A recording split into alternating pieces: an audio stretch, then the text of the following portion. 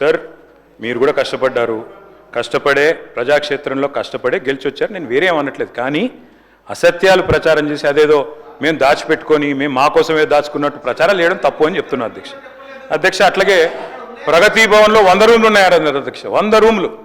మరి ఇవాళ deputy CM గారు అక్కడ ఉంటున్నారు. ఎన్ని రూమ్లు ఉన్నాయో బట్ అయినా మీరే చెప్పాలి. ఎందుకంటే 100 రూమ్లను ప్రచారం చేసింది వారే. మేము ఉద్యోగాలు ఇవ్వలేదన్నారు అధ్యక్ష.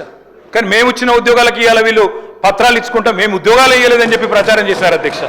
అట్లాగే రేషన్ కార్డులు ఇవ్వలేదంటారు అధ్యక్ష. ఎన్నికలకు ముందు ప్రతిపక్షంలో ఉన్నప్పుడు చెప్తే ఒక అర్థం ఉంటుంది అధ్యక్ష. ఇవాళ వారు అధికారంలో ఉన్నారు. అధికారంలో ఉన్న తర్వాత వాళ్ళకు కూడా తెలుసు 2014 నుంచి 24 వరకు 6.5 లక్షల రేషన్ కార్డులు ఇచ్చిన విషయం వారికి కూడా తెలుసు. కానీ తెలిసి కూడా ఇంకా బుకాయించడం మంచిది కాదు. అన్నిటికీ మించి అధ్యక్ష బాధ ఎక్కడ అనిపిస్తుంది అంటే అన్నిటికీ మించి రాష్ట్ర ఆర్థిక పరిస్థితి మీద, అప్పుల మీద మీరు చెప్తున్న అసత్యాలు ఏవైతున్నాయో దయచేసి ఇది మంచిది కాదు. దయచేసి రాష్ట్రాన్ని శపించడం మన ఎవరికి మంచిది కాదు అని చెప్పి పెద్దలకు నేను విజ్ఞప్తి చేస్తా ఉన్నాను. అందుకే అధ్యక్ష వారికి నేను గుర్తు చేస్తా ఉన్నాను.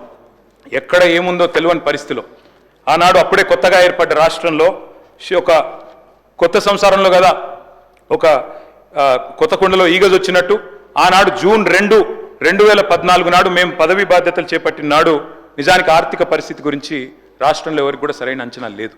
కానీ అలాంటి పరిస్థితుల్లో మరి 9.5 ఏళ్ళు యావత్ దేశమే అబ్బురపడే విధంగా ఇవాళ ఒక నవోన్మేష తెలంగాణను తీర్చిదిద్ది భారతదేశంలోనే అగ్రభాగాన నిలబెట్టింది ఖచ్చితంగా కేసీఆర్ గారి నాయకత్వం అనే మాట కుండబద్దలు కొట్టినట్టు ఒప్పుకోక తప్పదు అధ్యక్ష, చెప్పక తప్పదు.